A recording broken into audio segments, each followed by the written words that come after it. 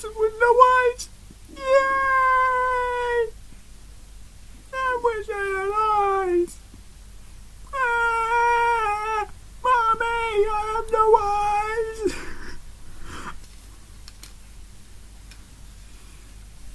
Much better. I'm going to teach you how to change your screen resolution. The first thing you need to do is to right click on your mouse pad or mouse and go and click screen resolution. Once you have clicked screen resolution, a box will appear.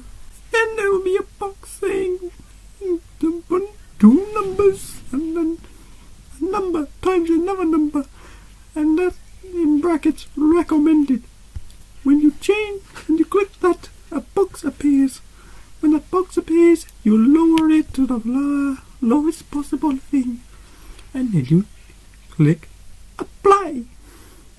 And then your screen is smaller, but some people like to make their screen bigger, so go back to recommended, and then you get to the part you originally had. Thank you for listening, and my voice has changed partway through this.